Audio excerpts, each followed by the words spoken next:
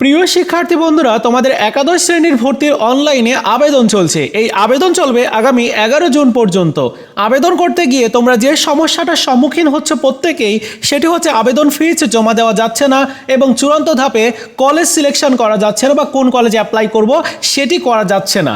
কিন্তু শিক্ষা মন্ত্রণালয় থেকে এটার একটা বড় পরিবর্তন আনা হয়েছে এবং তোমাদের জন্য একটা সুখবর দেওয়া হয়েছে যে এখন থেকে তোমরা আবেদন ফিজ জমা না দিয়েও আবেদন করতে পারবে বা কলেজ সিলেকশন করতে পারবে। এটা তাদের স্মার্ট ভর্তি সিস্টেমের ওয়েবসাইটের একেবারে উপরের দিকে এখানে একটা মেসেজ তোমরা হয়তো দেখতে পারছো। আমি এখানে দেখিয়ে দিচ্ছি তোমাদের মেসেজটা। এই যে এখানে বলা হচ্ছে যে আবেদন করার সুবিধার্থে আবেদন ফিস পরিশোধ না করা থাকলেও আবেদন করতে দেওয়া হচ্ছে। সেই ক্ষেত্রে তোমার অবশ্যই আবেদন করার পরে নির্দিষ্ট সময়সীমার আগেই আবেদন ফিস পরিশোধ করতে হবে, নতুবা আবেদন স্বয়ংক্রিয়ভাবে বাতিল হয়ে যাবে।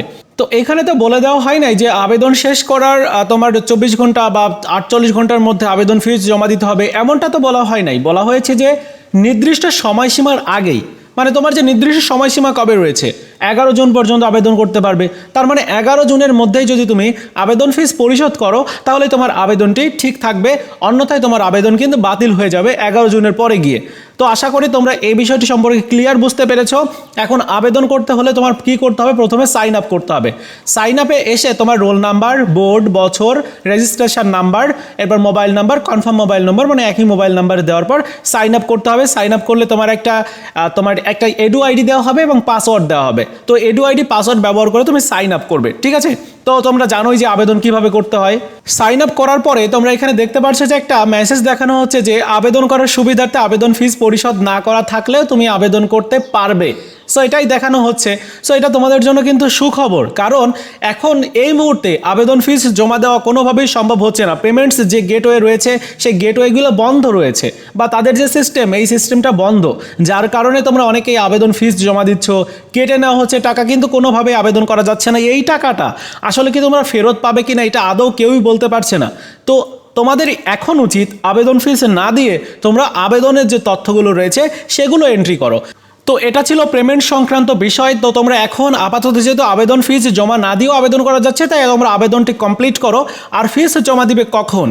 তোমরা রাত 1টা থেকে শুরু করে সকাল 8টা পর্যন্ত আবেদন ফিস জমা দেওয়া সম্ভব হয়। একেবারে সার্ভার ফ্রি থাকে তখন তুমি অনায়াসেই তোমার আবেদন ফিস জমা দিয়ে দিতে পারবে। আর আবেদন ফিস জমা দেওয়া হয়েছে কিনা এইটা কিভাবে তুমি বুঝতে পারবে?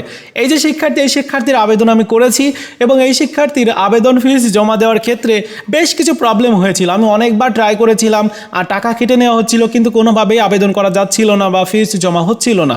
তো এটা দেখার জন্য পেমেন্টস ইতিহাস দেখতে হবে। তো এই যে বাম সাইডে দেখতে পাচ্ছ বেশ কয়েকটি অপশন রয়েছে।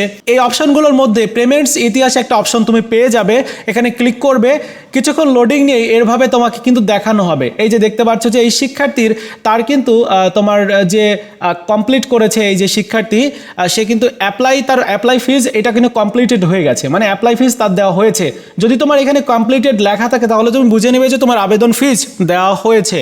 কিন্তু যদি তোমার দেখা ইনভ্যালিডেড বা তোমার ক্যান্সেল হয়ে গেছে অথবা দেখা গেল যে প্রযোজ্য নয়, এমনটা যদি দেখায় তাহলে কিন্তু বুঝতে পারবে যে তোমার আবেদন ফিজ দেওয়া হয় নাই। আশা করি বিষয়টা তোমরা বুঝতে পেরেছো যে আবেদন ফিজ এখন আপাতত দেওয়ার দরকার নাই।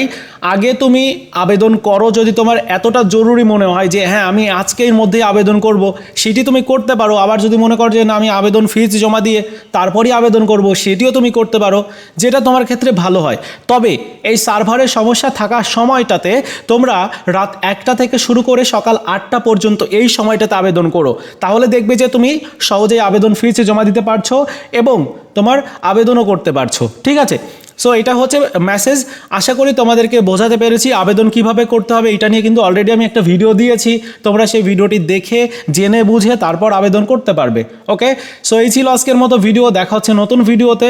ভালো থাকো সবাই, ধন্যবাদ।